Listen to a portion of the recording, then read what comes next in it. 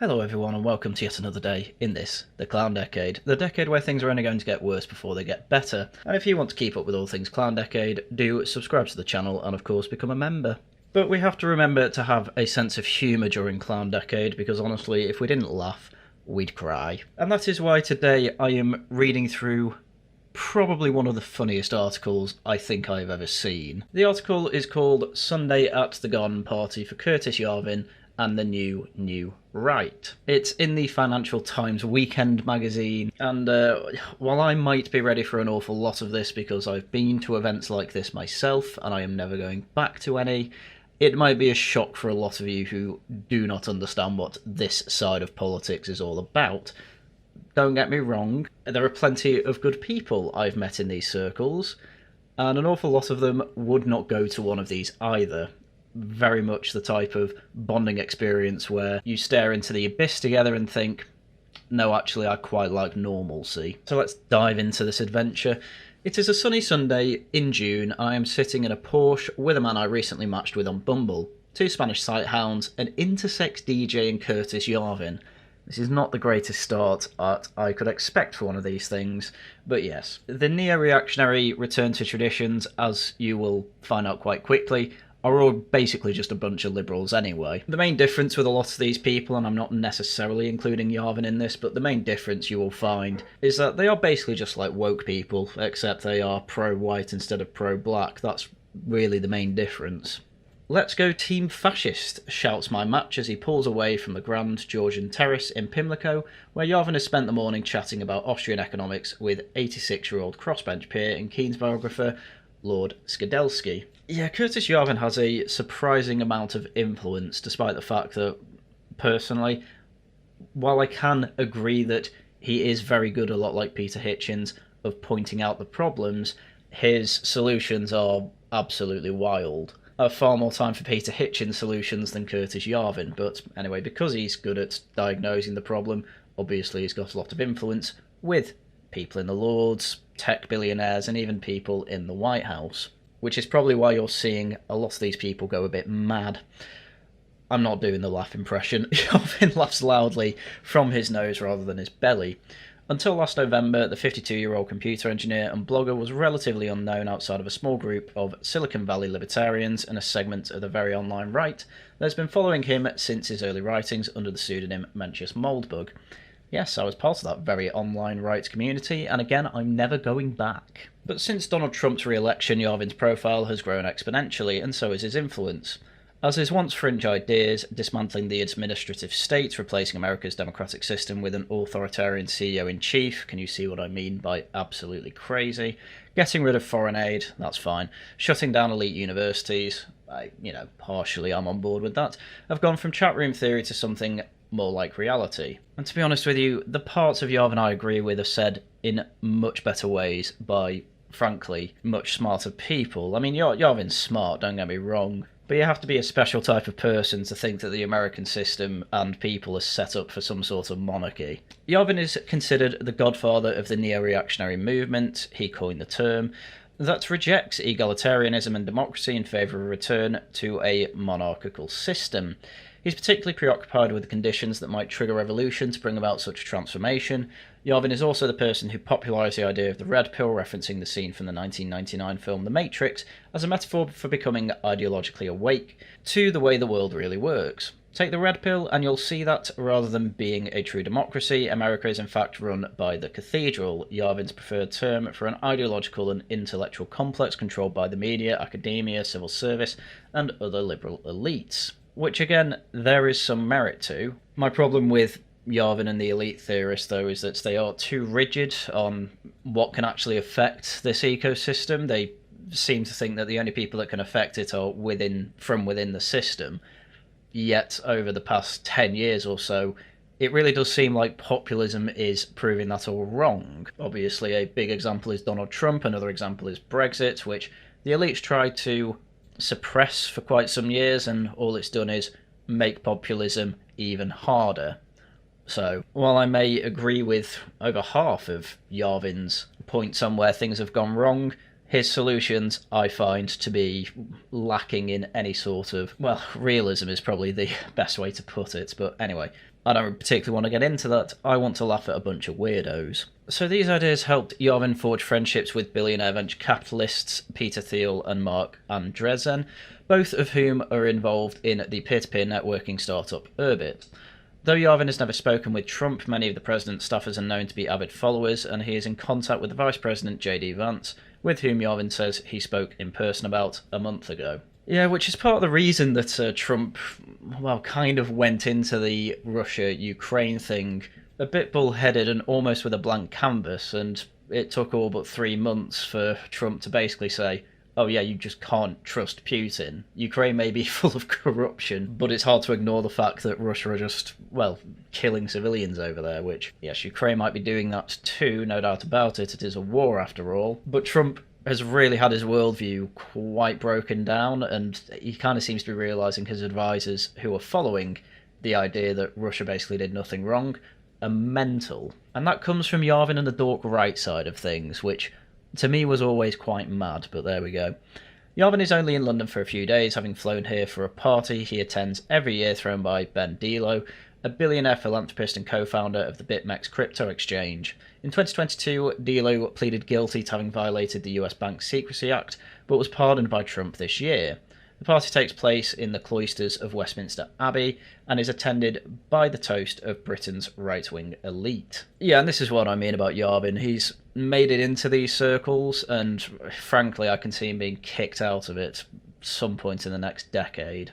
Because, frankly, there's a lot of people in MAGA who are very much on the Yarvin side of things, and they are trying to push MAGA in that direction, but the much more populist side of MAGA, given it's a populist movement, are very much pushing against it because, well, there's 2 reasons really. 1, their ideas are mad, and 2, they're full of weirdos. And I think the same thing is going to be happening over in Britain, especially with the fact that a lot of the Yarvin followers are very much, well, as I've been through on this channel a few times now actually, they just cannot do the research, and they seem to lie about reform and what the goings-on are within reform, what they're saying, what has been said, what their ideas are. And frankly, everyone's moving to the reform position and doesn't particularly want to go much further.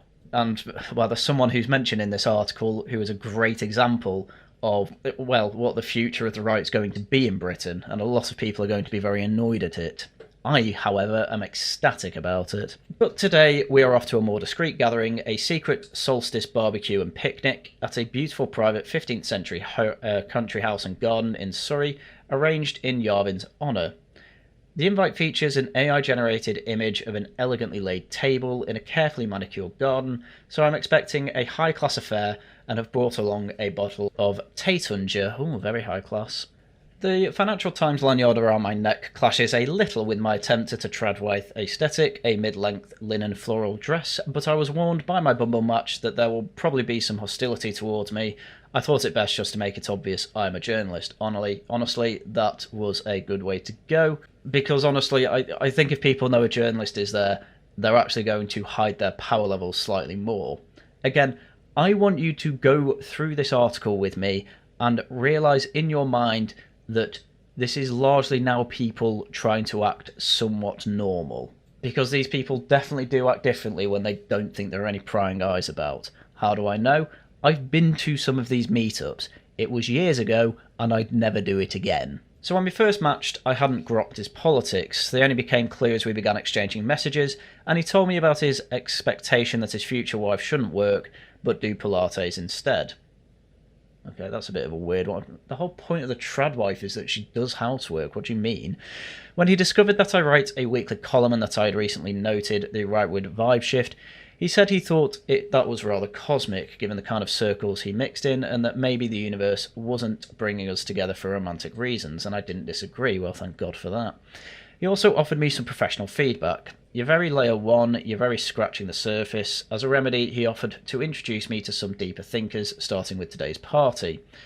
The intersex DJ is a friend of the party's organiser and will be providing the soundtrack for the day.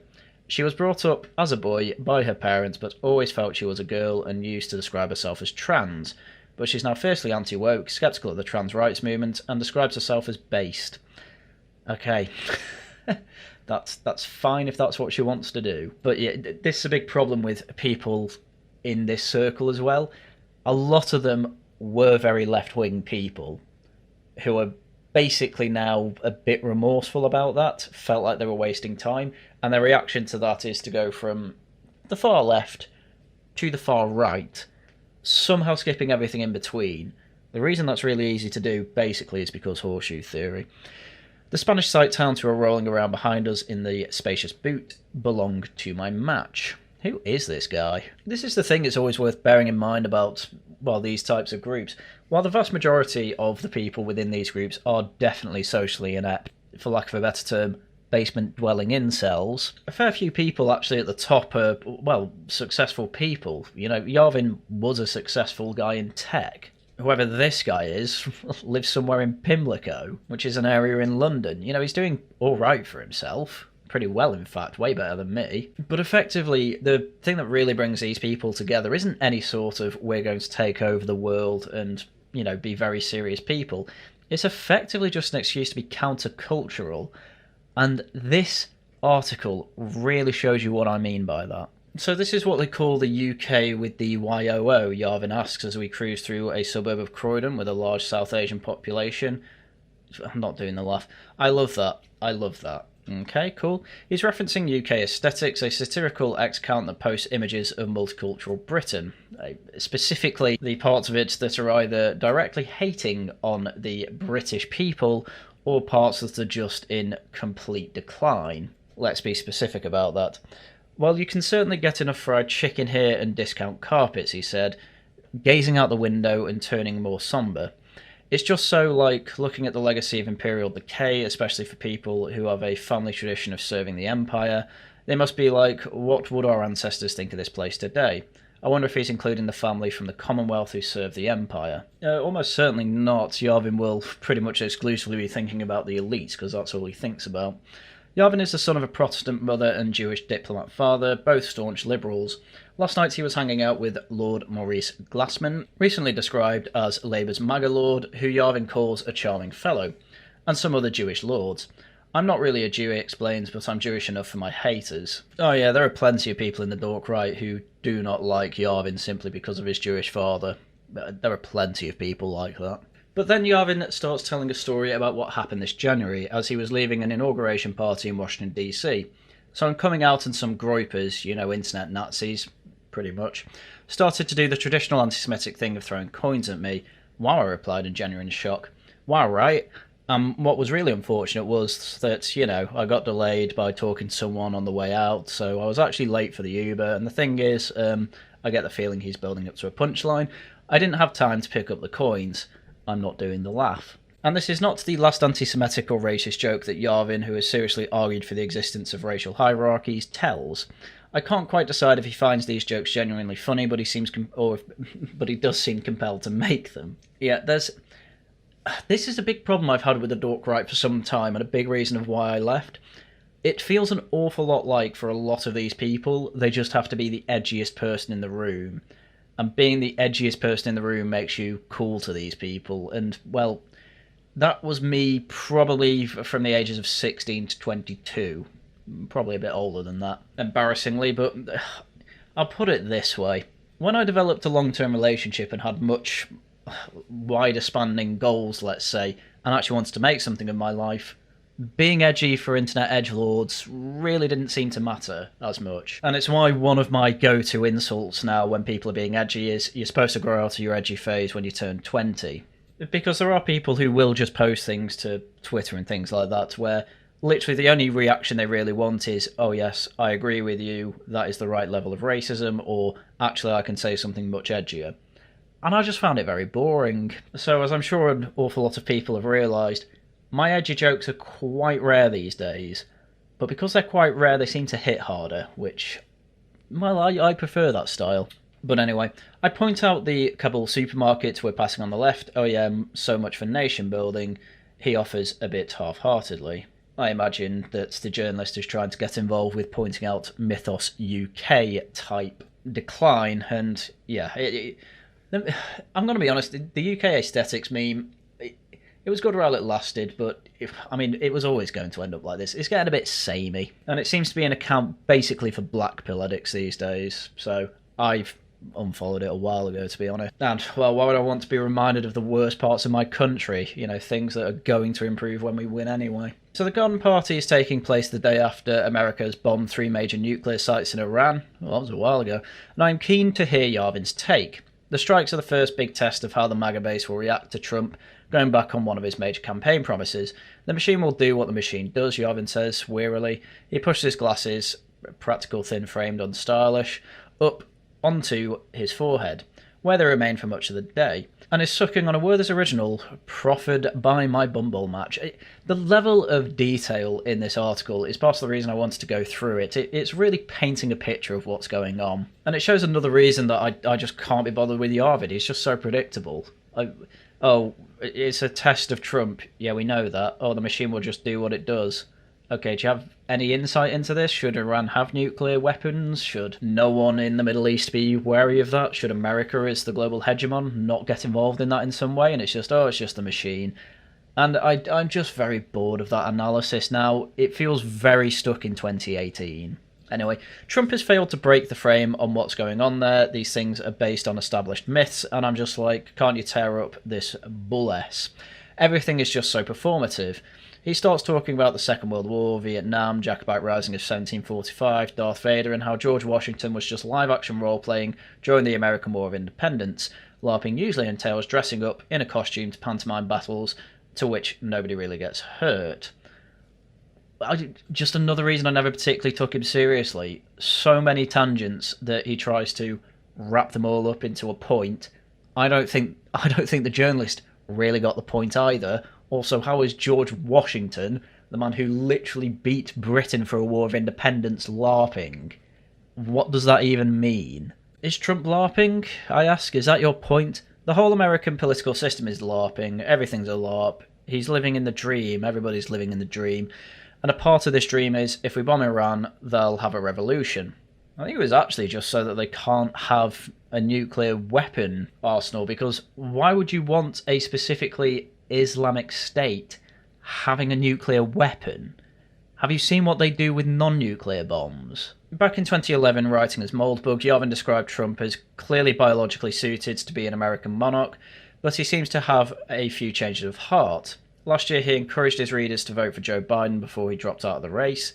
Yarvin's worry at the time was that by only bringing about a partial revolution, Trump could end up delaying the total revolution needed to usher in Yarvin's preferred regime, so thank God the American people voted in Trump. Earlier this year, though, he apologised for having been wrong about Trump 2.0. As now Yarvin doesn't seem so sure again, I always want to bend over backwards if I may be wrong about something, and yeah, my prediction that the new Trump administration would be just like the old one was wrong. Is 10 times as energetic as the first Trump administration, he explains, but it's still 100 times less energetic than I would like. It's not even just a semi-revolution, it's a 1% revolution. Yeah, it's kind of nuts this, but generally, people do not like revolution. In fact, the only revolution they like is the type of revolution that they see in hindsight. The type of revolution that doesn't feel like a revolution at the time because it's, well, frankly, so peaceful. Because generally people want to avoid the, well, instant and large-scale violence you get with a, well, more obvious revolution. And to be honest, the videos I'm seeing of ICE, that's only 1%. I think you can be a bit more realistic than that. Surely I try to press the revolution you want is therefore being hindered by Trump. Logically, objectively, you're absolutely right to say that, but I'm just not completely confident. A lot of people are getting a lot of experience, but that's also part of the problem. Lots of the techniques work best when they're being used for the first time. Well, that's true. The car emerges from a grove of pine trees and we pull up outside a dilapidated red brick manor house with peeling window frames and a large sun-scorched lawn. We seem to have arrived. And this is where it all gets quite bad. What's going to be happening here, just to prepare you for this, is that the Financial Times journalist who is used to actual elite gatherings in incredibly well-manicured lawns and the most pristine housing and property that you could imagine, is basically going somewhere where, well, she understands they are just trying to LARP at that and are doing a very bad job. And to be honest with you, I don't think any of them realise how embarrassing that is, but we'll get into it because, well, I'm going to get quite snobby. I had a relatively upper middle class upbringing, I'm going to be honest with you. I do try and hide that as much as I can, though I don't do it as well as my girlfriend would like. But when it comes to these people who see themselves as elites, yeah, no holds barred for me as far as I care. Absolutely every embarrassing detail I'm going to go through and make fun of them for. Norman Mackenzie Richmond, the house's owner, greets us. He is a tall, grinning Scottish man of about 50, dressed in a pair of mustard-coloured palm print trousers, a white linen shirt and a navy cap, reading Team Brit. "Oh yes, the Financial Times," he says when I introduce myself.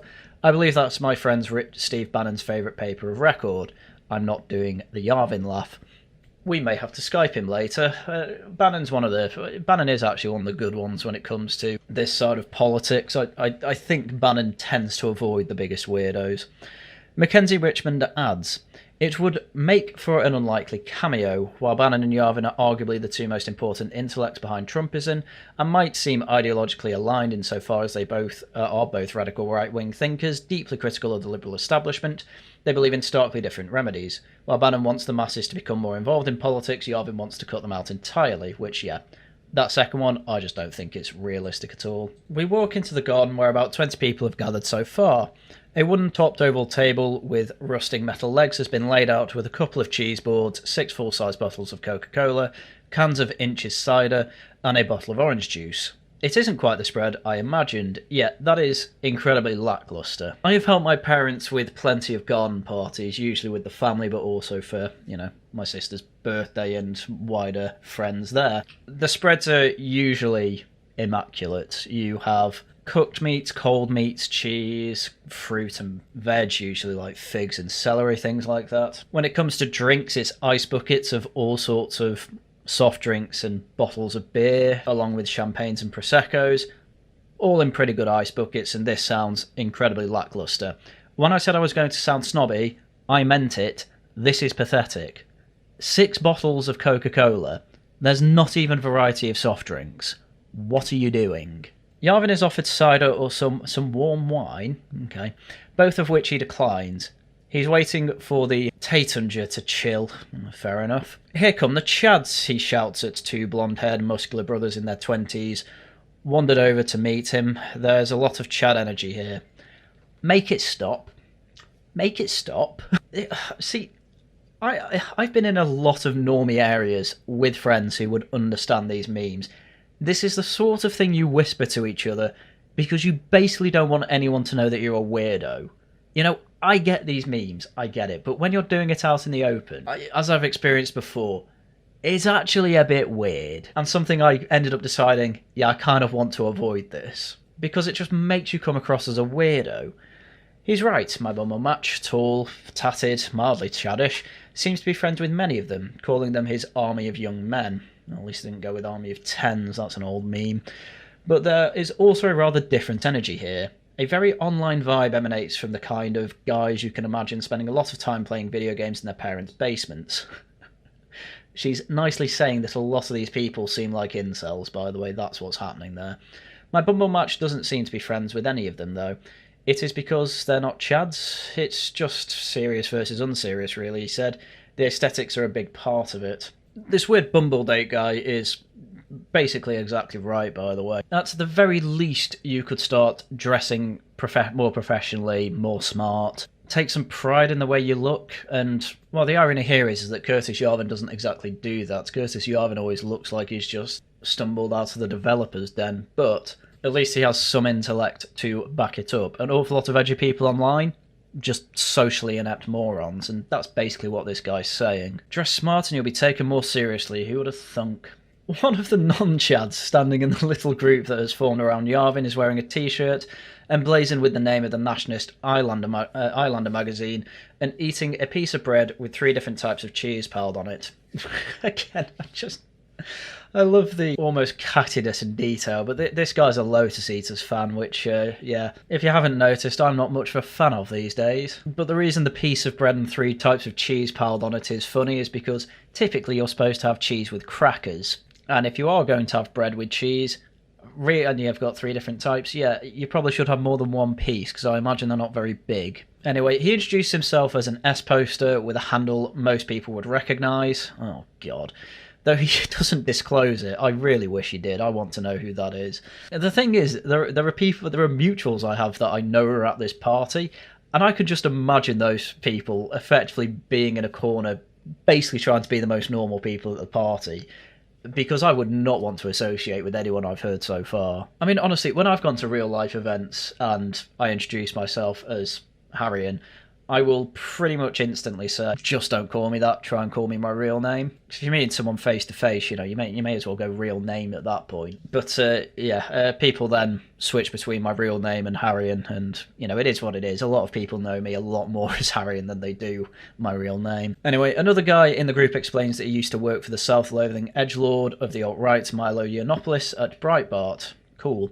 The authors of two well-known rival UK-based right-wing substacks, Pimlico Journal and J'accuse, are also here, one of them ironically wearing a Keir Starmer t-shirt. I would put money on that was the J'accuse guy. And the Pimlico lot I don't have a problem with. In fact, I'm mutuals with a lot of them and I quite like them, to be honest. Very much the normal side of the online right, the side that I am very much with. Wouldn't be shocked if they don't join a party like this again. As the ranks of the party guests swell to a peak of about 70 or 80 people, a few more women turn up, maybe a dozen or so, but men in their 20s and early 30s make up the bulk. Men between 40 and 60 comprise the second biggest group, about 80% of whom are wearing Skechers. A few are wearing MAGA hats. Again, there's a reason I love this article, and it's the little details like this. The obvious underscoring tone of this entire article is that this is a clique of complete weirdos, and I am coming here with an open mind to tell you what they actually think, because quite a few of them are gaining influence, and we need to take them seriously, but ultimately you need to know what type of people these people are, and they are not people who particularly care about the way they look, which, if you ask me, does not reflect well on them. This is, I am told, a gathering of the dissident right, or as I've been calling them for years now, the dork right. An anti-woke, anti-establishment, pro-natalist segment of the right that consider itself more cutting-edge than mainstream conservatism. And the best thing to ask your average dork righty is how many white kids they have, because the median number is 0, which is quite embarrassing if you're pro-natalist and you manage to get to the ripe old age of 30 without any white kids, given that they're, bit on the white nationalist side of things as well. If you mention Nigel Farage or the Reform Party here, you get curled up faces, far too moderate. Thank God for that. It's close to what might have been called the alt-right, but that term feels a bit passé and much less relevant than during Trump's first term. Absolutely. Yarvin's idea about replacing the democratic system with something akin to a dictatorship have given things a new twist, hence the need for new terminology. The dork right, I'm going to exclusively call them that, is a cultural scene just as much as it is an intellectual movement. Its geographical capital is probably Dime Square in Lower Manhattan, a micro-district of about 5 blocks, jokingly named after the restaurant in the area, that became something of a transgressive hangout spot during COVID-19 lockdown. Well, that is a new one on me. Dime Square is closely associated with the formerly left-wing cool girl hosts of the satirical post-ironic Red Scare podcast, Dasha Nekrasova and Anna Kachan, who Yarvin recently recorded a live show with, as well as with Sovereign House, a cultural event space tied to both Teal and Yarvin. That's the thing about this new scene, you don't have to be uncool to be right-wing anymore. Yeah, there's definitely been a vibe shift, especially since Trump won, and especially since in this country Reform started climbing the polls. And it's definitely led to a lot of left-wingers now listening to right-wing talking heads a lot more. Hell, in this country, there's been reports that Dominic Cummings has been contacted by Labour to help consult on, what they can actually do to make the country better. They are that desperate, and it's quite clear, because the population is to the right of them quite firmly. Much closer to Reform than they are to Labour, at least for most people. A lot of people are still crazy communists. Yarvin has perhaps not nailed the hipster aesthetic himself, though his dress sense seems to have become less computer nerdish in recent years, perhaps thanks to his second wife, Christine Militello, whom he married in 2024 and describes as an art hoe. Oh, God. His once shoulder-length mop of bushy hair is cut in a more flattering length just below the ears. Today he's wearing a grey polka dot shirt, some straight-cut blue jeans and a pair of brown Chelsea boots. Yeah, that's the thing with having a woman in your life. Instantly your dress sense just becomes so much better for some reason. He's also dropped £20, thirst thanks to Ozempic, and now to some kind of experimental peptide that I haven't heard of. As Azealia Banks has said, when you're fat, you can say anything you want and all people will hear is that you're fat. He says this a couple of times, though I can't find a record of the rapporteur non-line provocateur having said quite that. And I'm not being funny, people listen to Winston Churchill and he was quite fat. For a bunch of revolutionary right-wingers, the crowd doesn't seem to be that fussed about having a member of the globalist industrial complex around. I encountered none of the hostility I'd been warned about. At one point, though, I did overhear a few of the non-chads talking about me, so I turn around and ask, "What are you saying?" Oh god, this is going to be good. "Oh, we said nothing rude," one of them explains. "We were just saying that you're floating around like a red ball in a sort of mini-clip game. Danger, danger, keep away. There's a horrific white blood cell going to kill the bacteria." Oh god. Oh god. Oh, give me a minute. I hope you can see what I mean by socially inept. Again, this is the type of reference I would make only to people I know. I would not be making this reference to a random journo who turned up at the party, and I would instantly try and translate what was being said there to something that was much more understandable to a normal mind. Don't bring up mini-clip games. Don't say danger, danger, keep away. Just say, "Oh, it's quite funny that there's a normie journalist here at this dissident right meetup, and it's almost like you're a fish out of water," something like that. Just be normal. I've said it for a few weeks now, and it's very tongue-in-cheek, because I am not the person who came up with this, obviously. This has just been a tale as old as time, but the Haryan school of acting like an adult. Don't speak like a 15-year-old who's one of the weirdos at your school. That's a bad idea. I already went through that stage of my life, however I happen to already be at school. I kind of shoved that off when I turned 20-odd. Anyway, they all laugh. I look at them blankly. The reference, as one of them points out, isn't landing, so she's not one of us. Yeah, how do you not know that? This is the problem with only socialising with people online, me of all people saying that. You end up forgetting that there's normal people around you who are not in this clique. And you end up, for some reason, seeing yourself as above these people. I don't know why these guys would see themselves as above her. It actually genuinely does take work to get into journalism for one of the broadsheets, Financial Times, or obviously the Times or the Telegraph. And when you're coming across as she said before, a basement-dwelling video game incel, saying stuff like this doesn't exactly help with the perception, does it? And again, this is why I am mocking you. Well done. You've been invited to a party that Curtis Yarvin was at in a dilapidated house with a garden that's not being looked after, with a spread that includes 6 Coca-Cola bottles and cider. What you're at is a glorified university party. You're not at some secret right-wing dark elf event, as Curtis Yarvin would say. Anyway, after this she decided she didn't need any more fresh air with these weirdos and wandered into the house and through to a large ramshackled kitchen with exposed beams, stone floor and an old wood burner. I'm trying to find out where my champagne had got to and whether it's cold enough to drink yet. A goateed bald man in his late 50s wearing a white kaftan and white framed sunglasses is standing at the table slicing a loaf of bread for another cheese board.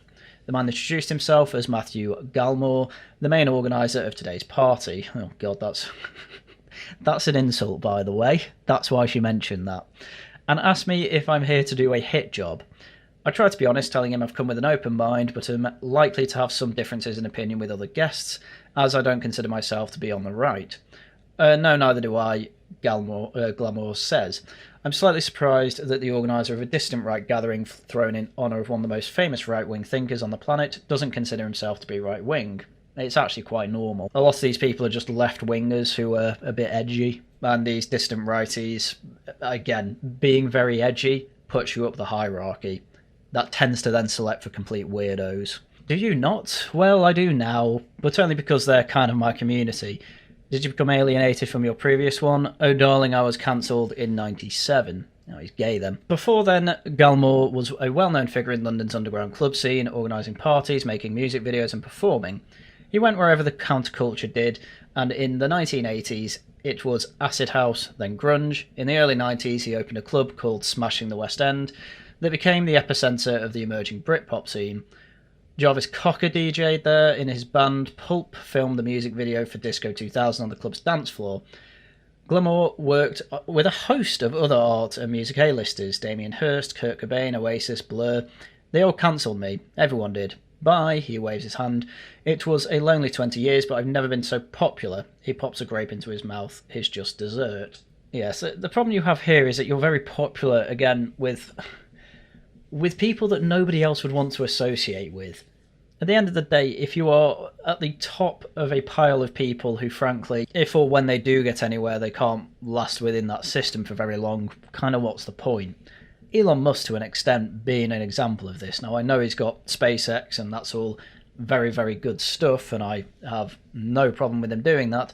When it comes to his political career, mental guy. Cannot stay in the team for long, causes all sorts of issues and becomes just a massive loose cannon, and yeah, he's been pushed out of that circle, back to having to work on SpaceX while he throws a load of money into making a new political party, which if he keeps going down that road, he's not going to have businesses for very long, so he'll have sold them all to try and, well, end up improving politics to be more in line with his vision. But anyway, I mean, seriously, Glamour, man. Are you preferring hosting these parties with your in a poorly kept house and a poorly kept garden? Is that better than being the man who is helping pioneer the Britpopper scene? I don't particularly think so. He then tells me what led to his social ostracism. During a planning meeting for the 97 Brighton Gay Pride Parade, Glamour pitched an idea that didn't go down well. They wanted me to do a float because they wanted something edgy, he recalled, pulling a face. So I said we should have an open-top bus, rainbow bus of course, with gay down the side of it and 50 people in rainbow Ku Klux Klan outfits, waving from the top like gay instead of KKK. Are you starting to see what I mean by left-wingers who ended up just wanting to be edgy? Can you see what I mean now? Glamour says it wasn't just provocation. He felt that corporations and public institutions seemed to suddenly be draping themselves in rainbow colours, pinkwashing. After 15 years of ignoring or denying the crisis of AIDS epidemic, this hypocrisy repulsed him. I said, surely I'm not the only one that every time I see a rainbow flag I see a swastika. I was like, this is fascism, or a form of it. I'd be shocked if that was not a position that he held and developed over the last 5 years, like the rest of everyone else did. When the other organisers suggested it was time for Glamour to leave, I said, why? And she said, you're making us feel unsafe. It was the first time I'd heard that word, Glamour recalls, as he spreads a wad of camembert onto a slice of bread. Why are they having bread with cheese? You have crackers. What's going on? You were in elite circles 20 years ago, 30 years ago actually. Why do you not know that you have crackers with cheese? You have a selection of crackers. You don't just put it on bread. What's going on? So after a lonely couple of decades, Glamour seems to have successfully ridden the counterculture wave back to relevance. He's now one of the main social organisers of the London scene of the distant right. Oh no. Along with Sovereign House, he threw an unofficial after-party for this year's art conference, London's right-wing Davos, and puts on smaller events every month or so. Well, at least that's a lot more mainstream. Because throwing this party did not put good ideas of who you are in my head, but throwing parties like this, yeah, that's a lot less weird, and I saw pictures of that ARC after party, and yeah, that looks a lot better than this sounds. The DJ walked into the kitchen looking a bit exhausted. The music she's been playing so far hasn't quite got the garden party crowd going as she'd like. Can I play some sort of Ibiza-y sort of stuff? She asks Glamour. No, absolutely not. Something with a beat? Glamour has just stuffed his camembert into his mouth. No, absolutely not. Are you sure they want to listen to medieval music all day? Oh, God. Oh, just make it stop. Listen, I like the odd piece of medieval music, but you know, if you've hired a DJ, they know what they're doing. If you literally just wanted medieval music all day, you can just get a Spotify playlist. You don't need to hire a DJ. What is going on? Glamour has instructed her to mainly play Bardcore, a micro-genre that he describes as covers of famous music done in the medieval style. Well, that's not how he describes it, that's just what it is. That, like the Distant Right itself, really picked up momentum in 2020, because they do good covers. The DJ explains to me that the idea of this is that it is the kind of music our ancestors would have sung, so they kind of trigger something in your DNA. The ethno-nationalists at the party don't seem that moved. Incredible. What an incredible line. It's all such nonsense. I don't believe anyone actually believes this. I think these people just say this sort of thing to sound cool and edgy. There's no way they can believe this sort of stuff. You know, when I've been to these events, People do not act like they believe this stuff, so why would I believe that they believe it? If you believe something, you are going to act like it's true. That's the reason I go to church and pray, because I believe God exists. But if you believe in a need to return to traditionalism and have a monarchy, and believe truly your pro-natalist ideas, why are you not getting a wife, having kids, and basically gatekeeping everyone who is, well, not trans or intersex? Because they don't really believe it. It's all an act. It's all an aesthetic. And I find it all very embarrassing.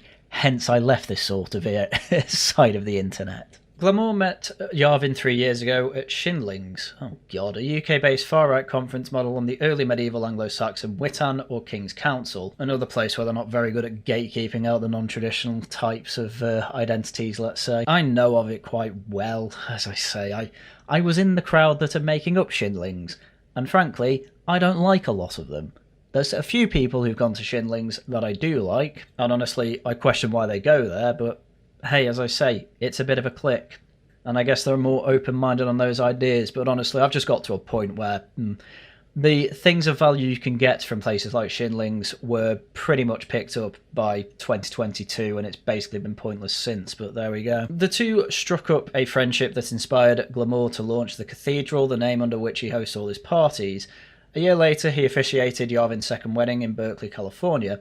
I'm beginning to realise that in some ways this is a coming together of the formerly cancelled.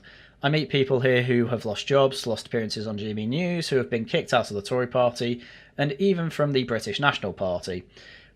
The dissident right seems to provide a haven where nothing you can say can get you kicked out of the gang as long as you're loyal to the gang. That is a horrible way to make a gang, because again, all it does is select for weirdos and who the edgiest person is, whether they believe what they say or not. Absolutely horrendous way to run a social group. In hindsight, I hated it. And there's let's say, a good idea of the type of person who is there, who's lost appearances on GB News and who's lost jobs and been kicked out the Tory party. There's a few people who talk about things like that, isn't there? And frankly, most of the examples I can think of the top of my head deserved it. Now I've sourced both the Cold Enough Titania and Yarvin. We try to find appropriate glasses. I settle for a pint glass. Oh god, what is this party? What is this party? How do you not have champagne glasses? Flutes even. Allowing Yarvin to the stemmed wine glass. It's not even a flute, it's a wine glass. He takes the champagne bottle by the neck and begins to pour at a vertical angle. Oh my god. I grab it away from him before his glass overflows with froth. Okay, he says, show me how a real English girl with class pours champagne. I'm not being funny, but your elite Americans should know how to pour champagne too. Again, as I say, I'm going no holds barred on the snobbiness. These are people who see themselves as the new countercultural elite. And it may be a small thing, but they just have no idea how to even emulate the aesthetics of an elite circle. They just can't do it, making this whole thing pointless, given that, as they say, aesthetics are a large part of it. I demonstrate how to hold the bottle at the base and pour at a 45-degree angle, correct, as he tells me about the way his ex-fiancée broke up with him while she was pregnant with his child. She dumped me and threatened to get a restraining order if I tried to contact her again, but the real problem is that she dumped me right after I'd taken a tab of acid. Oh my god, what is it with these people? Why can't they just be normal? Why, Yarvin, why are you taking acid when your fiancée is pregnant? You are the person that is supposed to be keeping things steady and keeping the house going while she's carrying your child, which in later stages obviously means they can't do an awful lot. Yarvin seems to be a fairly regular casual drug user. He mentions ketamine too. This is another reason I don't like these people. A lot of them take drugs, and drugs fry your brain. There's an awful lot of people who say, oh, taking drugs can change your outlook on life, and all it ends up seems to be doing... I'm very Stefan Molyneux on this. All it ever seems to do is allow them to say complete nonsense about life that if you actually try to apply it to real life would probably ruin an awful lot of people's lives.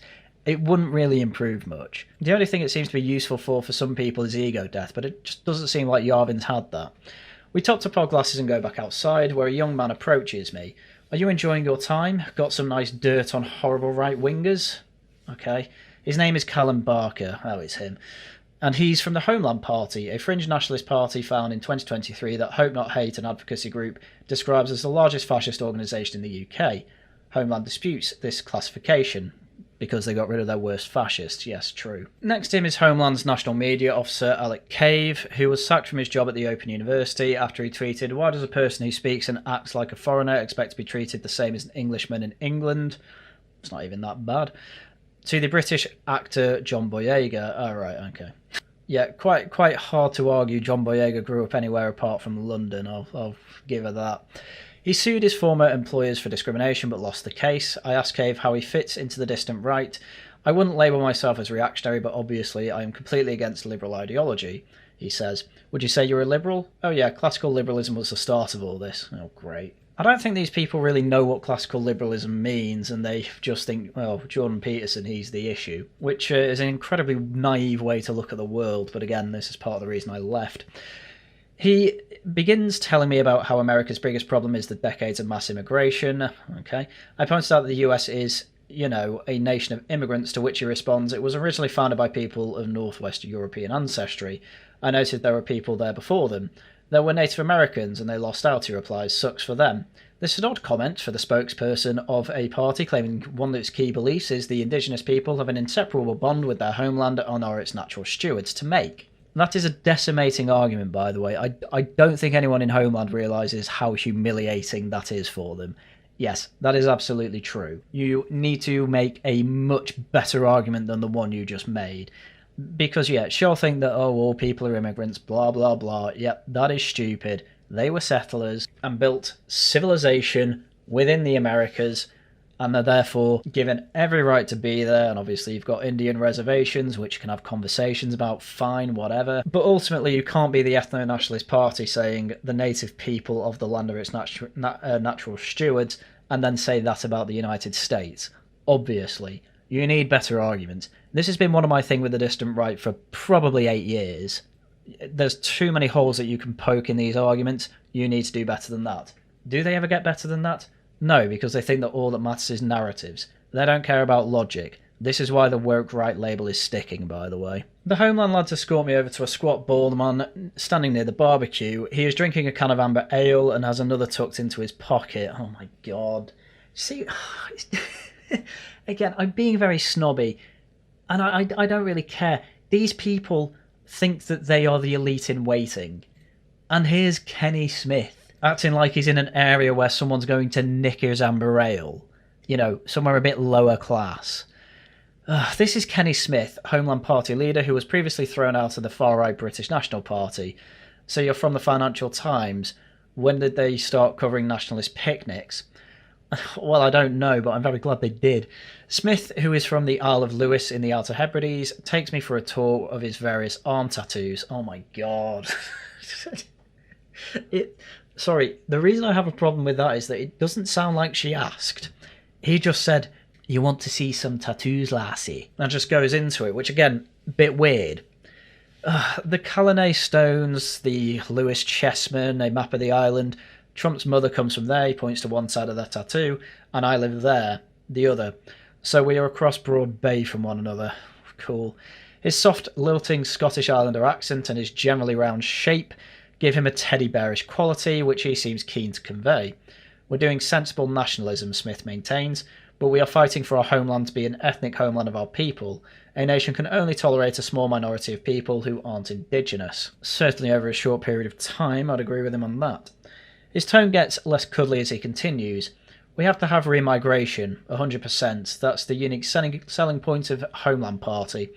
We will deport the illegals, the criminals, and the subversives. After that, it has to be voluntary. We will incentivise people to remigrate. Smith believes white ethnic Britain should make up 95% of the population, about 20% points more than they currently do. Yes, well, I think I've gone through the Homeland Party enough on this channel. One thing I will say is that they've had a second collapse recently, because ultimately Kenny Smith has realised that the way to get anywhere as a political party is to basically be okay for normies to vote for, and that's very hard to do when you have a bunch of Nazi LARPers in your ranks. So those Nazi LARPers that got kicked out ended up writing a massive long list of problems that they have with the party, and it's basically all, oh, it's not based enough in these ways. Why are you open to the gays? What do you mean British family? Why is he being so open about people marrying into British families? They have to at the very least be European, blah, blah, blah. Called for Kenny Smith to resign and the party to go back the way it was, I don't know, 6 months ago when it was absolutely awful. Still is pretty bad, but it's less bad now. And Kenny Smith's basically gone, no. And then pointed out that the old treasurer, who was a bit of a Nazi LARPer, was responsible for losing £2,000 worth of Bitcoin. All very funny, not worth its own video. Can I just say, interrupts a man named Jack in a thick Essex accent. He says he is one of the Homeland's regional organisers. I come from a very multicultural area, and a lot of ethnics around where I live, when they get older, a lot of them want to go back to India or the Caribbean. That's their dream, so it's not even that far-fetched. Cave turns to me, so what's your skills then, spinning stuff into a story? No, I reply, my skill is keeping a straight face when someone tells me something and inside I'm thinking, effing hell. Yeah, it's a skill I've actually picked up. Maybe I should be a journalist. Well, I guess I am with this channel. Not professional, though. But I think I've come to the conclusion as well that being actively hostile to journalists is not a good way to go. It basically just makes you seem like a petulant child. You can attack journalists in a number of ways, but being actively hostile like this just never seems to be a good way to go. And by the way, Jack is correct. There are plenty of ethnic minorities that end up basically thinking, oh, I'd go back to the India or the Caribbean or wherever they came from, but either don't have the funds to do it or, well, basically economic interests keep them here, and, well, we allow it because we give out a lot of money, especially if they've been here for over 5 years. Norman Mackenzie Richmond, the homeowners, have swapped his blue cap for a red MAGA one, is on the mic asking everyone to gather round. His friend, he tells us, is a composer who has written a special song for Yarvin, and he plays it for us. Let the cathedral fall, he won't believe it all, he built a patchwork dream, far outside the mainstream. Oh my god. Later I asked Mackenzie Richmond, who is also the chair of Ofcom Watch, dedicated to criticising the UK government's broadcast authority, if he can send me a copy. He forwarded a link on Suno, an AI platform that allows users to generate their own songs. The prompt used to create the track reads guitar, UK folk, male vocals, Ed Sheeran style. Well, thank you, Yarvin says when the song finishes. I don't know whether to find it sweet or cringe, maybe both. But I think it must qualify as the first distant right narco corrido, okay? That's a form of ballad that they sing about drug traffickers in northern Mexico in pretty much exactly the same spirit. Yeah, I see what she means by keeping a straight face while hearing all this, because I don't think it's just effing hell. I think she, throughout this entire ordeal, she must be holding in the biggest laugh of her life. As Yarvin launched into a rambling Q&A, I scuttle away to talk to some more people. The crowd is predominantly, but not exclusively, white. There are a few Asian men, and there's also a tall, mixed-raced man about age 30 who is filming some of the day's proceedings. His name is Will Coleshill, a former Tory councillor who was expelled from the party after being accused of racism and conspiracy theorising. Okay. Racism's the interesting one there. He now runs Resistance GB, originally an anti-vaccine, anti-lockdown platform that now sees more broadly new rightish. It has 115,000 followers on YouTube. They're called subscribers, actually. I asked Coleshill how he defines his political stance. He's a liberal, he says. I tell him some people I've spoken to today call themselves illiberal. Those people need to find a dictionary. We're on the same side. They're just not literate. What am I reading here? No, I'm sorry. I kind of agree with him. I know what he means there. Because all these people act liberal. For example, if you were acting within your actual worldview of ethno-nationalism crossed with traditionalism, you wouldn't have any intersex people there, you wouldn't have any mixed race people there, and you wouldn't have any fully Asian people there. Throughout the day, I notice that there's a lot of talk about our side of the argument, our side of the right, but it isn't always quite clear what that means. Yeah, it's completely split. That's why I don't think it's going to last very long, because it's too many different people with too many different ideas that are at odds. The party seems to be split into a number of subgroups. The Chads, the very online non-Chads, the Homeland Party guys, pure Yarvin stands, influencers, right-wing art boys, tag-alongs and randoms. There are apparently even people from the Labour Party, I'm told, but I never come across any. At one point, my Bumble Match estimates the party is 60% retards, using a term the dissident writers enthusiastically reclaimed. Just from what I'm reading in this article, so I wasn't there to be fair, but that number is probably a lot higher.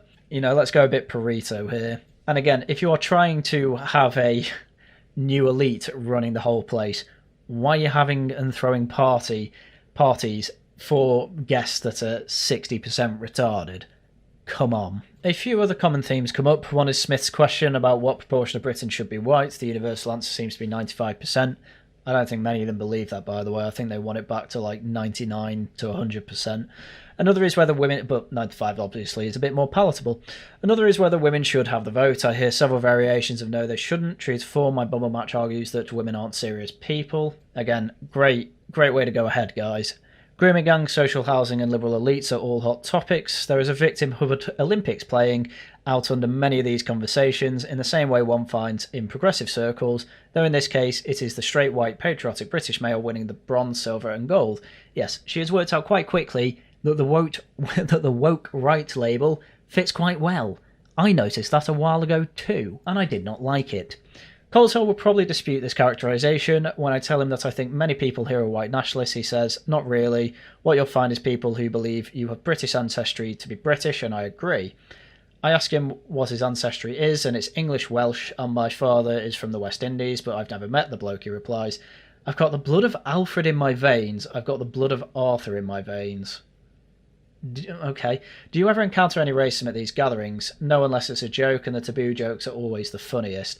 See what I mean about selecting for the edgiest weirdos? And I mean, again, it's just not a normal thing to say. I've got the blood of Arthur in my veins. Okay. I get this guy never met his West Indies dad, but, you know, you won't see him celebrating any of the African warlords that he will have running through his veins either. I find it very hard to take people like this seriously, can you tell? Right, it's the home stretch now. Just before 10 PM, Mackenzie Richmond tells everyone who's still here it's time to leave. The DJ has taken a train home already. So a socialist blogger who seems to know a lot of people in the crowd takes her seat in the Porsche for the journey back. As we drive, we realise we're all a bit hungry, so we decide on a curry. Sorry, but you should not be... This is another thing. You should not be leaving a garden party at 10 PM hungry. That shouldn't be happening. Again, I know it's me being very snobby, but you have thrown a really bad party if it is a garden party that's supposed to have an excellent spread of cold, warm meats, fruit, veg, whatever, and your guests go away hungry. God. Especially with a hefty curry. Like, a curry is not a light snack. They went away basically starving from the sounds of it. But by now it's coming up to 11 on a Sunday night and we're struggling to find anything open. Finally I locate a place in Thornton Heath, back in the UK, that has a 4.5 star rating on Google. As we pull up, my Bumble Match spots a Muslim praying in the salah on a nearby patch of grass. Oh my god, he says, it's too perfect. Okay. Inside the Halwapuri house, the wall behind our table is decorated with fairy lights, various neon signs, a Pakistani flag and a Union Jack with the word London across it. On the opposite wall are laminated photos of various mosques in Pakistan, as well as some letters from the Quran. But you don't understand how perfect this is, my Bumble Match continues. This right now is the best argument that we live in a simulation. I do not like these people. Yarvin wants beer, but alcohol isn't served. He goes for a mango lassi instead. He asks for lamb korma, but there's only chicken korma, so he goes for that and asks for some patharas too. He seems to know his way around a curry house.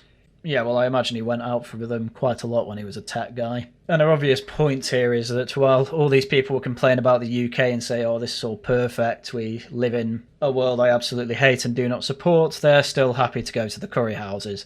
That's her point. I don't think it's a particularly strong one. I don't think there's much more comment to make. Yarvin stresses the need for dismantling of institutions because he doesn't talk about an awful lot more, and for full regime change in between sucking on his straw. I consider who or what it is this revolution dissident right is really dissenting from. When people at the party talked about our side of the argument, it was less the radical woke left they seemed to be trying to differentiate themselves from, and more the moderate right.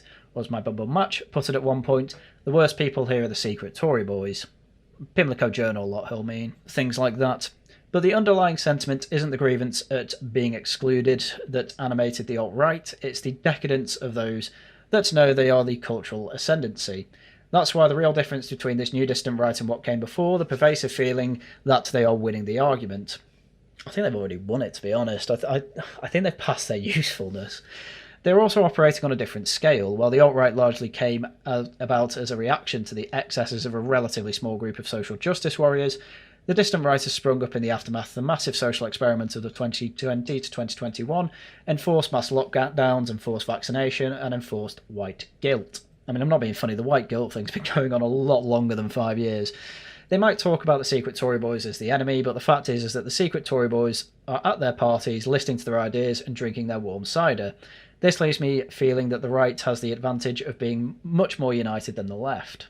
More than likely, yes. But my problem with the right at the moment is that, well, I don't really have a problem because they are quite gate-kept. These people are still gate-kept from the Tory and Reform Party, but at the end of the day, there will be Tory and Reform people looking into what these people are saying because they throw their ideas out there for free.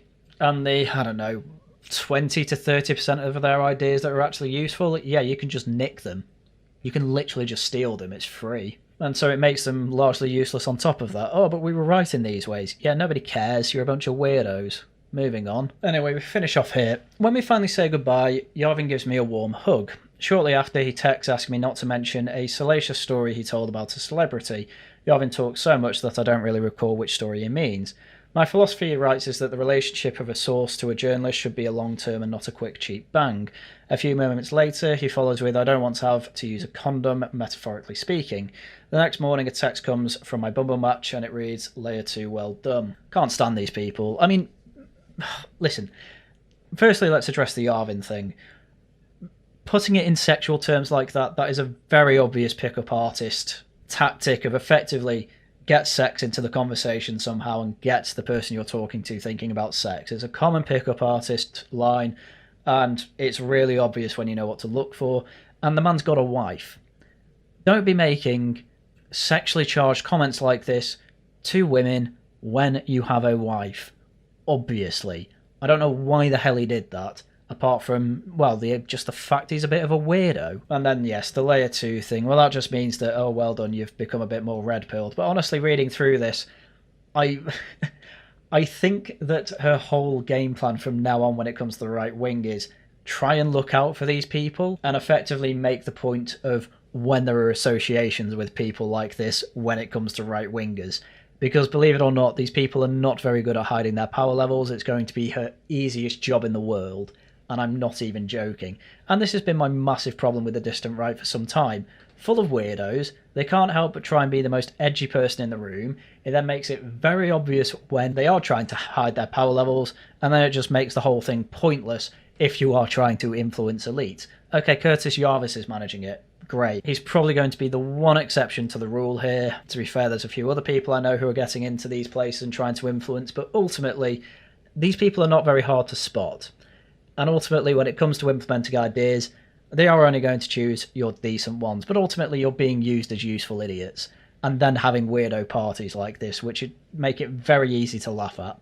If the right does not properly gatekeep these weirdos out of the movements, they are going to be destroyed. Because ultimately, you need to have some damn standards.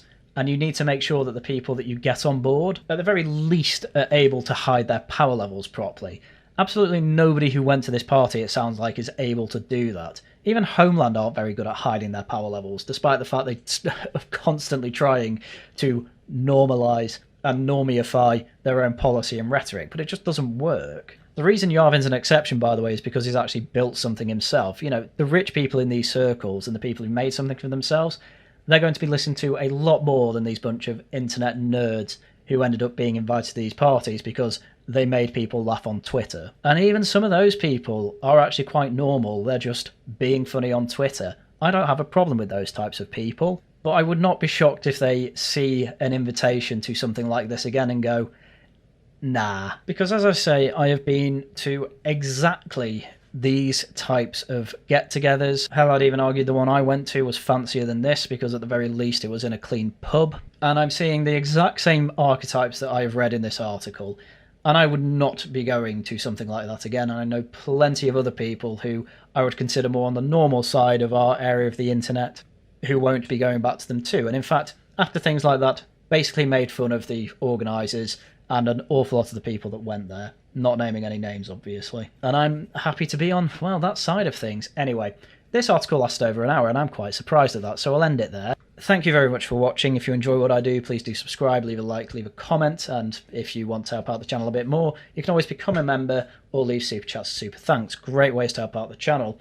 In terms of shilling, tomorrow we have a Tosh Talks, probably going through the I Am a Zionist article, so that's going to no doubt make some arguments that are quite spicy from some people on the stream, but we'll see how it goes. And Thursday there's some more Hollow Knight videos out as and when I can make them. Right, with that, that's everything I had for you for today. Once again, thank you very much for watching, and until next time, goodbye.